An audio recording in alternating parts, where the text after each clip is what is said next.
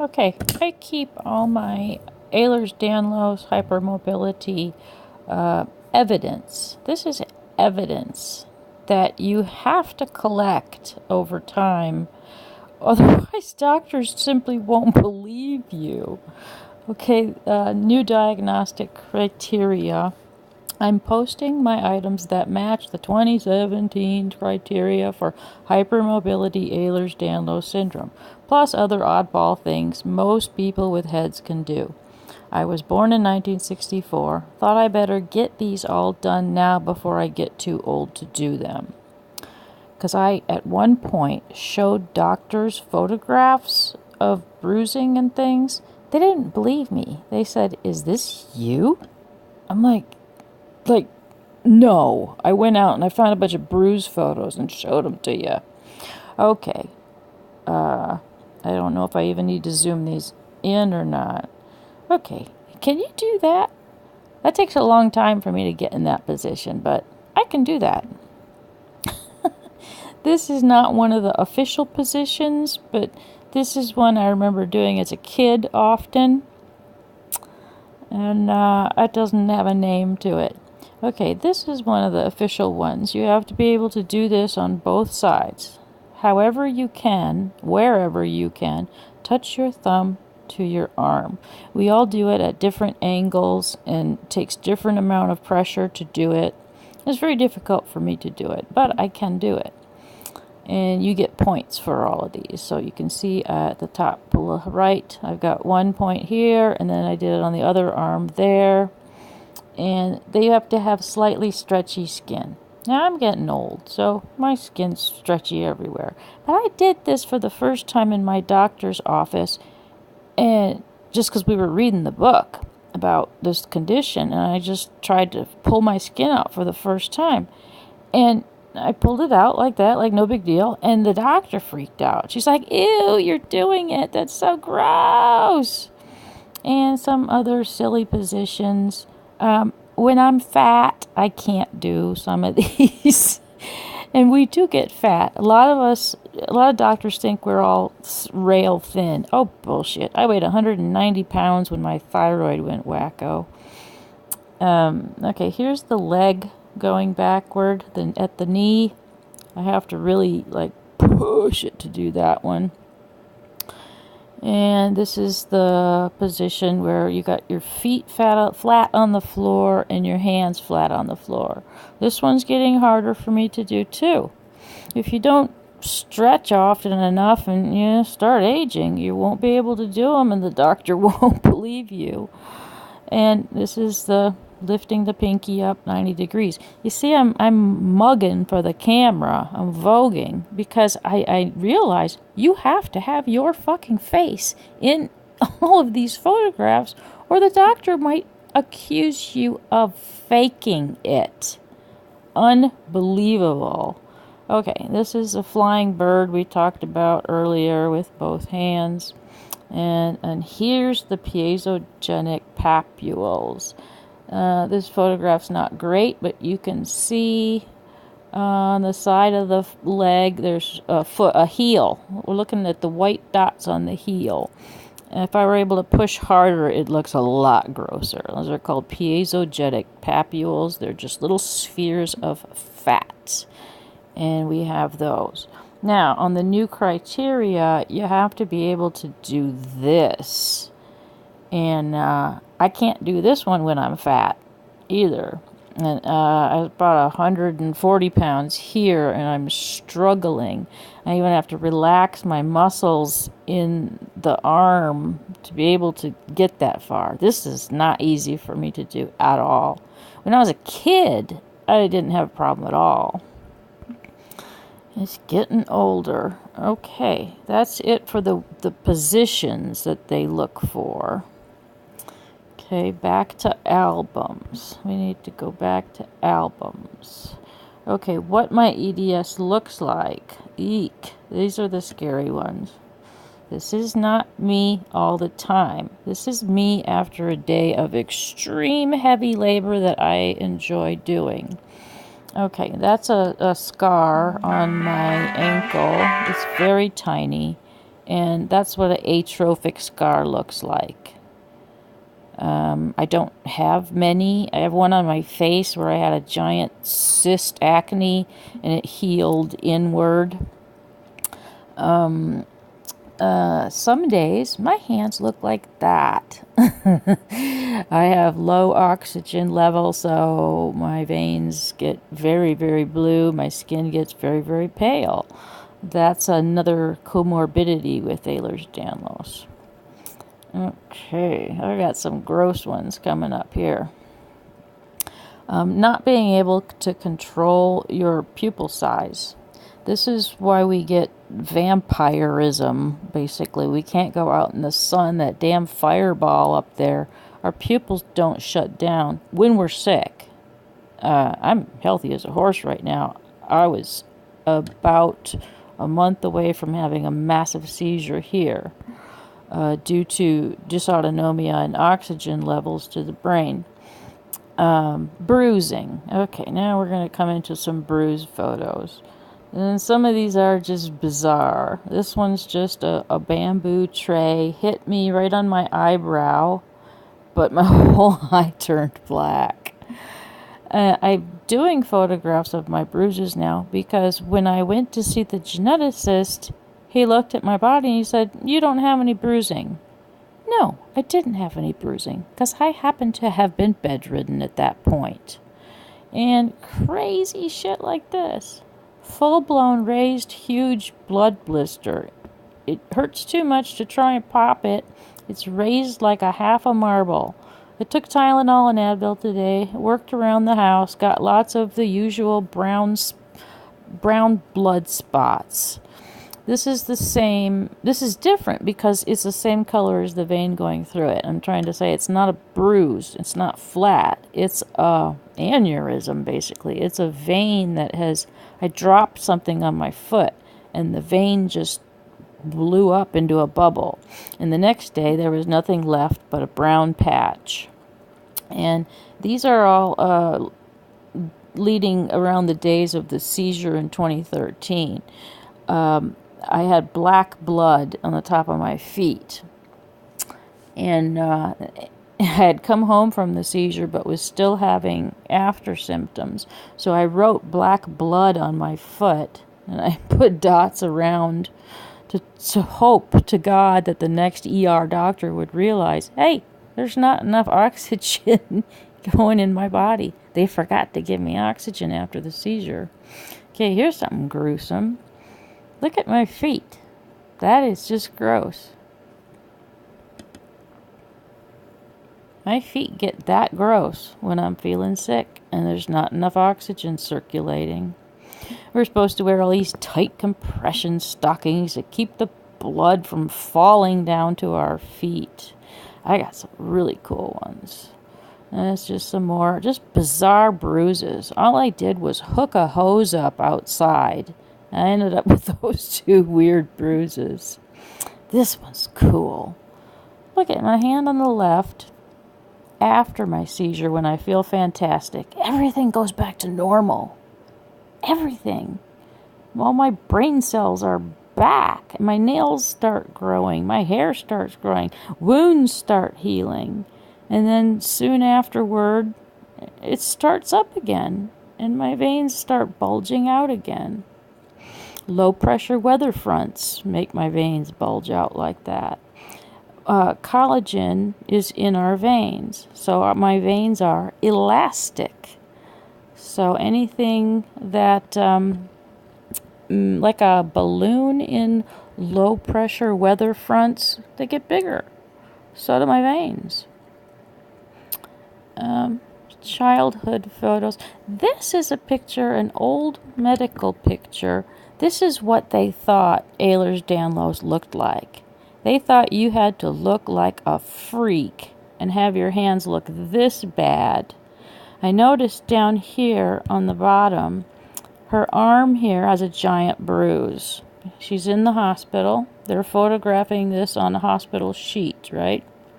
Okay, this bruise I get every time I go to the hospital. This bruise is caused because they cannot get the IV line in a vein, and they keep poking and poking and poking you until you go home with a bruise that big. And I have a photo of my bruise that big here as well. Oh, there it is, right there. Now, I wasn't specifically taking a photograph of the bruise toward my elbow. I was taking a picture of my veins because they were starting to look better. I was starting to feel better. But I just happened to capture the bruise toward my elbow. So getting IVs in is not easy. Ugh, there's some gross dermatological shit that can happen. That's called KP, and that can only be solved with retin-A or ammonium lactate. So I've got that under control.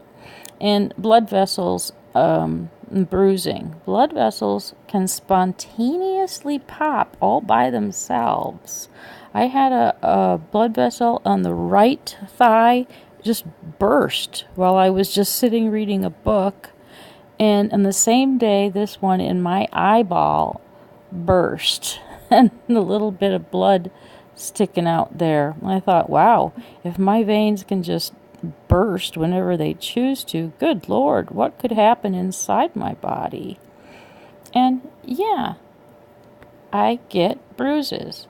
And can you believe that doctor said, well, yeah, I don't know, maybe you don't have Ehlers-Danlos. I don't see many bruises on you at all. So you gotta photograph your bruising. Otherwise they won't believe you. It's another day. The doc says my bruises are not bad. He wasn't looking at these. I looked good on the day I went and saw him. I never think to shoot my bruises. Why would I? I often do heavier labor chores than girly girls. So that's in 2014. And other pictures of arteries and younger pictures of me to, I don't know. And then there's a picture of after the seizure, my eyelid goes completely normal. There's no red veins bulging out all over my eyelid. Everything goes back to normal. It's bizarre. And you can see a bad eyeball here, barely. If you look at the eyelid, all that redness. And I was having dilated pupils that day. So when you have dilated pupils, light burns into your retina and causes all kinds of after images. So you just feel awful. And you also notice it says, I see blue sclera. Look at the color of the whites of my eye around the iris. That's blue sclera. That is also a sign. It's because your tissues are so thin there, supposedly. I don't know. But when I see people with blue sclera, I stop them in the street and I ask them, does your pinky bend backwards? There's a doozy of a bruise. What the hell has happened to me? The tiny red dot on my wrist is a needle stick from an arterial blood gas test done on Monday. Now it's Wednesday night and this massive brown bruise appeared out of nowhere. It only hurts on the little red dot. The camera makes it look like there are red portions. To my eye, it looks like one big brown blob. Anytime somebody sticks me with a needle, this happens. The vein just won't, or blood vessel, vein or artery, just won't close back up again. Or it'll seem like it's closing up, and then it'll burst open 5 minutes later. And I have these constantly. If I drop a fork or a knife in the kitchen, ba-bam! I just burst open a vein. Other gruesome things do we have? Look at that. It looks like somebody just grabbed me like a domestic violence person. Many children get taken away from their parents because of these bruises are so scary. So me as a kid, like the picture on the left, I'm a normal kid. Picture on the right, you can see my knees are bending backwards. I'm bending my hand weird. I'm turning my head a bit too far toward my shoulder. And I'm sitting there thinking I'm looking cute. No, all I'm doing is showing off the fact that I have Ehlers-Danlos. I got pictures of my mom, too, with her elbows bending back. Here we go with all kinds of bruises. And at one point, when I'm feeling really bad, I have a back brace, and these ones at the top are all wrist braces that have just worn off, gotten stinky, lost the metal out of them. I got a neck brace for a while, and those are really uncomfortable. And these black ones, those are my sexy wrist braces. I don't need any of these anymore. Not since I got any medication. Okay, more weird bruises. What a weird, I don't know how I got that. Just another weird bruise. But you've got to capture them. Look at this one. I have no clue how this one happened. That was this year, 2018. Something must have fell on it. I don't know. That's weird. Did laundry yesterday. No clue how this vein exploded. Is that it for the gruesome? Yeah. I've got some pictures of my sister's face in here because of the eyelids and the, well, she has Ehlers-Danlos too. She's got a flat bridge of her nose. She's got hooded lids on her eyelids. And you can just see traces of it. Now, this is me, and this is called having epicanthal eyelids. The part toward the nose, closest to the center of the face, the skin is kind of overlapping too far. And again, I got my eyes open, and you can't see my eyelids. They're buried in skin. And you can see they've got those same funky looking lips. Like basically my upper lip disappears. I look the same way today. That's me again. And again, look at those eyelids. Huge amount of skin on the upper eyelids. And, oh yeah, and eyebrows that non-existent to disappearing. It's also a sign. And ain't got no lips. Where's this child's lips? Okay, what's another album in here? Timeline of photos. Hypermobility. Me before LDN. What's in there? Yeah, people are arguing whether or not this has, I'm sorry, not LDN, EDS. Tiny little red dots. These are called cherry angiomas. People will call them telegeneticis, but no, after much research, these are cherry angiomas. And I used to have 15 on my belly when I first turned 39, and I was actually having panic attacks back then. And every time I had a panic attack, it's like another swarm of 20 more appeared. Now they've spread to the point where they start in the middle, around your belly, your trunk, and they start moving outward and upward. So now they're down to my elbows on my arms. They're everywhere. And I think most Ehlers-Danlos people have that. Here I'm just showing that, look, my arteries are frickin' black. Arteries should not be black if you're well oxygenated. The oxygen on my pulse oximeter on my finger can read normal. But so what? That's just the blood in one finger. It's not telling you anything about oxygen going to the rest of your body, your hands, your feet, your brain. If you don't have oxygen going to your brain, a lot of stuff's going to happen.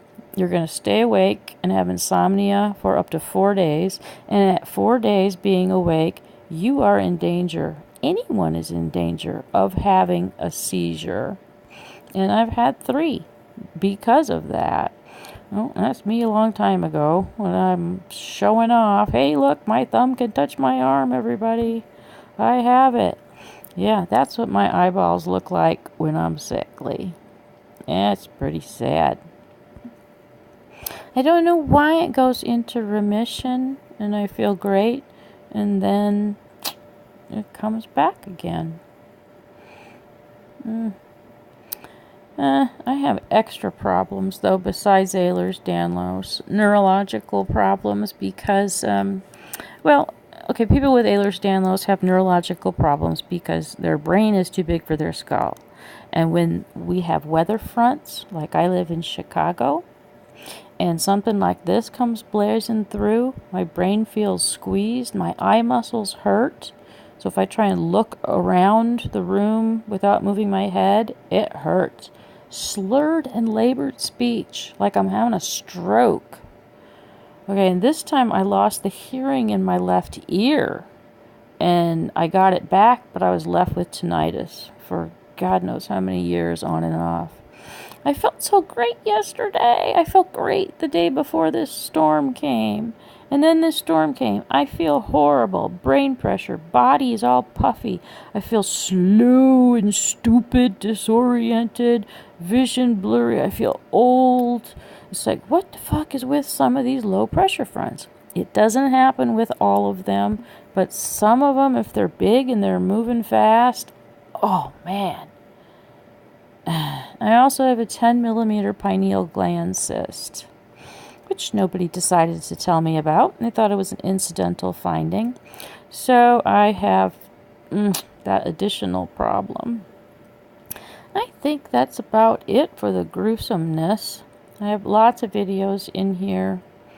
What's in here? Oh, you know what? Oh, there's the piezopapules. Those are the little fat deposits on the back of your heel. That, I think, is photoshopped on. Oh, wait, look at her other foot that's not under the magnifying glass. Okay, that still could be photoshopped. Oh, it has to be photoshopped because she's lifting her foot. And you don't see them when you lift your foot like that. Your foot has to be on the ground for them to pop out. So here's... Okay, that's not me. That's somebody else. And this is my cousin. She's got it too. Okay. Oh, there's a beauty.